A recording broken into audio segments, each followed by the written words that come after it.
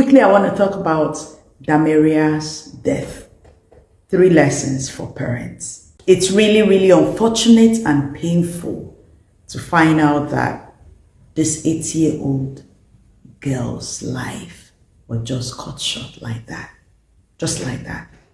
How did we get here that a 12-year-old girl child can summon such gods, can be so unforgiving to the extent of killing her cousin's sister just over a phone? Because the older girl was charging her phone and Damaria also went to charge her phone. That was where the issue started. There was a conflict, there was a problem. And in the night when Damaria slept, the 12-year-old suffocated her using a pillow. The worst part is that after she killed Damaria, she kept Damaria's body on the bed as if she was sleeping, arranged everywhere properly, arranged the scene, and went to her own bed in the same room and slept till morning. Girls that visited their grandmother for holiday, this holiday that we are all enjoying, if not for the camera, the CCTV camera in their home, they wouldn't have known what led to the death of that young child. I'm sure as a parent, you've learned your lesson, and there are different lessons. Yours may be different from mine, but I just want to share the 3 lessons I have learned from Damaria's death. First, a smartphone can cause a lot of harm to your child's life.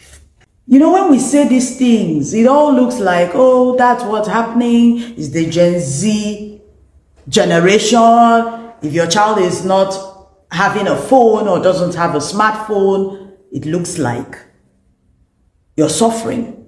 It looks like you're not capable as a parent. Your child begins to feel segregated. It begins to feel like there is something not complete. Because every other child has a phone out there. Joella did a video. In fact, I'll put it on the comment section. Why your child doesn't need a phone yet. See, let me tell you, you may not understand, but as an adult, you know how addicted you can be. You know how your phone has become part of you, that even if that phone goes faulty for a few days, you're not yourself. That's what a phone does to your child. A phone can cause a lot of havoc that you may not even know is as a result of that phone that that child has.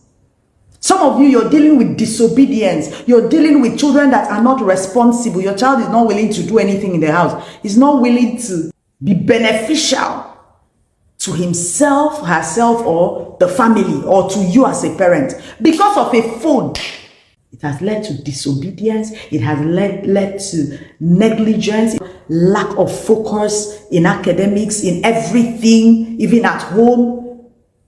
So many wrongs a phone can do to your child. Okay, if your child must have a phone, why not regulate it?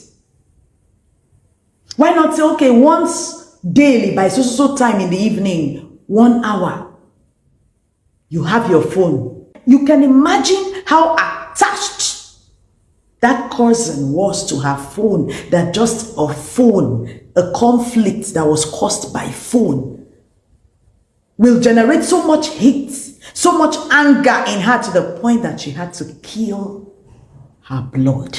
That phone is a distraction your child doesn't need because your child cannot control it. Number 2 lesson to learn from this occurrence.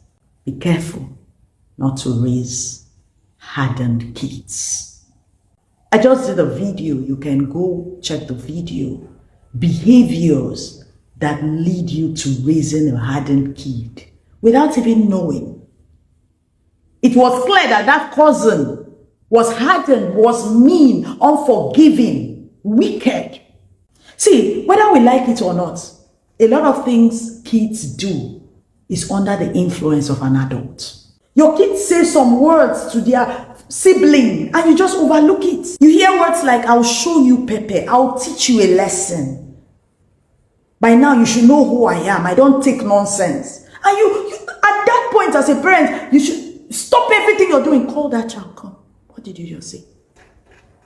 What did you sit down? What did you just say? It begins from there. In a family, there should be room for forgiveness. There should be room for tolerance. There should be room to overlook matters. And that is how you should train your children. That is what you should keep telling them. Stop raising unforgiving children. That cousin was unforgiving. The third point to learn, we need to do better as parents. We need to do better. Every day, we see a lot happening in society. As parents, your ears are full. When your kids come back, they tell you, Mommy, this happened in the class. This is what this child said. This is what happened in church children's section. And you're like, what's going on in homes? We need to do better. As I'm talking to myself. I'm also learning. I'm speaking to myself. I know it's not easy. It's hard work. But we need to step up. We need to do better. A lot of areas we have not been looking into, we need to begin to look into it. We are losing it. How often do we teach love?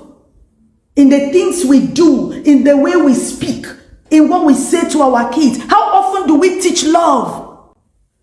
Why are we raising monsters? Why are we raising people that do not have a conscience? A little girl like that, being able to cover up a crime scene, arrange everything. If not that camera, nobody will believe that is that 12-year-old. Parents, we need to do better.